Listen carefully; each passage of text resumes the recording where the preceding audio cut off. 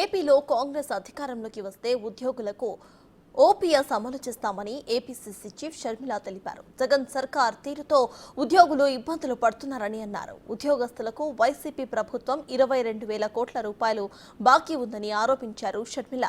వైఎస్ఆర్ ఎలాగైతే ఉద్యోగుల పక్షాన ఉన్నారో అదేవిధంగా కాంగ్రెస్ కూడా నిలబడుతుందని షర్మిల తెలిపారు.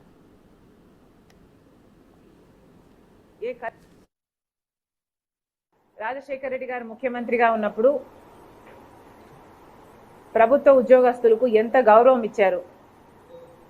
చిన్న స్థాయి నుంచి ఏ కలెక్టర్ స్థాయి వరకు అయినా కూడా ఫ్రీడమ్ ఇవ్వడంతో పాటు వాళ్ళను మోటివేట్ చేస్తూ వాళ్ళను కలుపుకపోయి వాళ్ళతో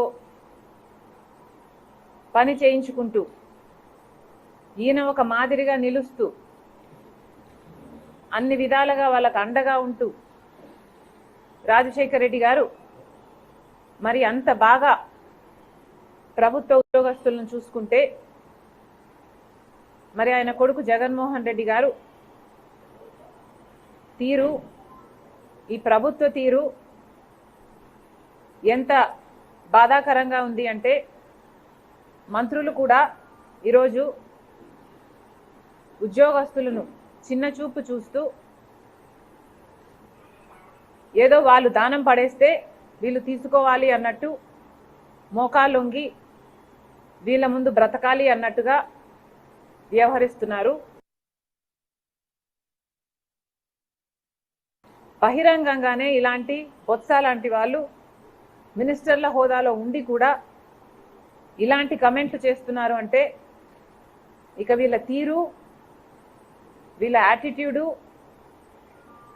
ఎంత ఘోరంగా ఉందో ఉద్యోగస్తులకే కాదు ప్రజలందరూ కూడా అర్థం చేసుకోవాల్సిన అవసరం ఉంది. ఈరోజు ప్రభుత్వ ఉద్యోగస్తులు ఇంతమంది, ఇన్ని లక్షల మంది ఉండి కూడా అసంతృప్తిగా ఉన్నారు అన్నమాట వాస్తవం. వారి గొంతుని నొక్కేస్తూ వారి హక్కులని కాలరాస్తూ ఈరోజు ప్రభుత్వం వ్యవహరిస్తున్న తీరు దారుణం. కేవలం ఈరోజు వైసీపీ పార్టీకి మేలు చేయడానికి నెల నెల ఇంతమందిని పొట్టన పెట్టుకుంటున్నారు. మీరు ఒకటే పాయింట్ ప్రూవ్ చేస్తున్నారు. వైసీపీ ప్రభుత్వం అధికారంలోకి రాకపోతే ప్రతి నెల ఇదే జరుగుతుంది అన్న పాయింట్ని డ్రైవ్ చేయడానికి ఇంత ఘోరంగా ప్రాణాలను పణంగా పెట్టి చనిపోయినా పర్వాలేదు అన్నట్టుగా మీరు వ్యవహరించడం దారుణం. దీన్ని వెనక ఉండి నడిపిస్తున్నది వైసీపీ ప్రభుత్వం. వైసీపీ ప్రభుత్వము ఉద్యోగస్తులను, ఐఏఎస్ ఆఫీసర్లను ఇంత ఘోరంగా వాడుకోవడం, ఈ పాపాన్ని వాళ్ళ నెత్తిన పెట్టడం, వాళ్ళ భుజాన తుపాకీ పెట్టి కాల్చడం దారుణం కాకపోతే మరి ఏమిటి అని అడుగుతున్నాం.